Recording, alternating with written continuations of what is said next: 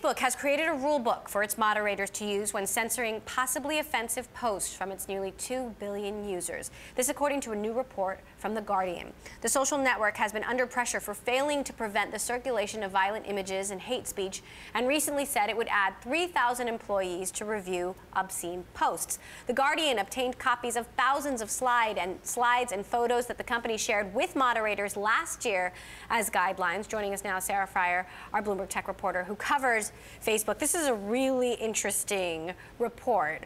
What's your main takeaway here? I think this is fascinating to us because all of these things have happened behind the scenes in this sort of black box where we don't know why. When Facebook comes back from a user report and says, this doesn't violate our community standards, we don't know why they think that. And now here The Guardian is unmasking some of these standards, which Facebook has not yet confirmed.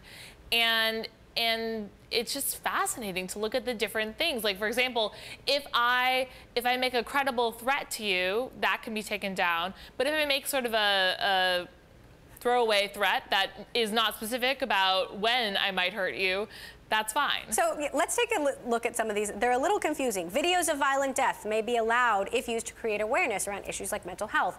Images of child abuse are removed if it's shared with, quote, sadism and celebration. Otherwise, it can remain and be remarked as disturbing. Animal abuse is allowed, but maybe need to be classified as disturbing.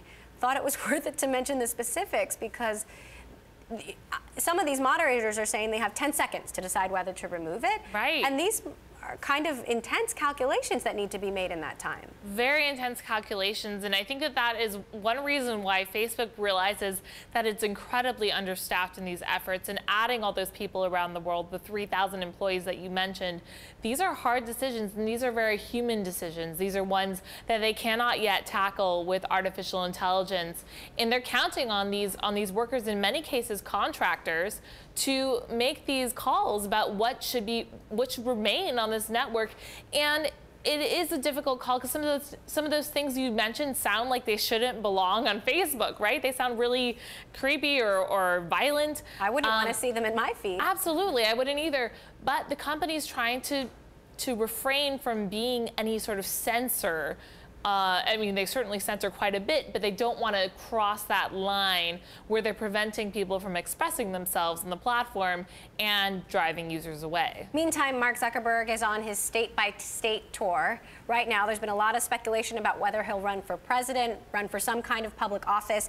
He actually posted about this saying, some of you have asked if this means I'm running for public office. I'm not. I'm doing it to get a broader perspective to make sure we are best serving our community. He also talked a little bit about how he's gathering research for whether Facebook should be more involved in telling you people you should know rather than simply connecting to you to people you do know.